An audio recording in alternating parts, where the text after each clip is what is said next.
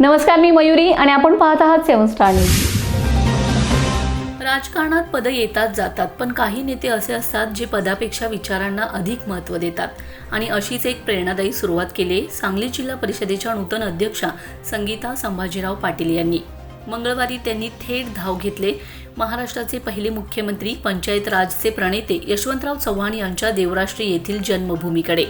त्या पवित्र भूमीत काही क्षण घालवत यशवंतराव चव्हाण यांच्या पूर्णाकृती पुतळ्यास पुष्पचक्र अर्पण करत संगीता पाटील यांनी जणू विकासाच्या नव्या पर्वाची सुरुवातच केली.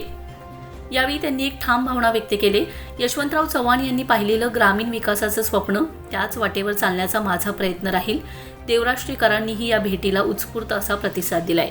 यावेळी संगीता पाटील म्हणाले, ज्या भूमीने यशवंतराव चव्हाण यांच्यासारखा नेता दिला त्या भूमीतून माझ्या कामाची सुरुवात होते. हे माझं भाग्यच आहे. रस्ते, पाणी, शिक्षण या मूलभूत प्रश्नांवर काम करत महिला सक्षमीकरण आणि सामान्यांच्या न्यायासाठी मी कायम तत्पर राहीन. यशवंतराव चव्हाण यांचे आशीर्वाद मला जिल्ह्याच्या सर्वांगीण विकासासाठी बळ देतील. एक भेट, एक प्रेरणा आणि विकासाच्या दिशेने टाकलेलं एक ठाम पाऊल. संगीता पाटील यांच्या या सुरुवातीने सांगली जिल्ह्याच्या विकासाला नवी दिशा मिळणार का, याकडे सर्वांचं लक्ष लागून राहिले. रमेश जाधव, 7 स्टार न्यूज, विटा.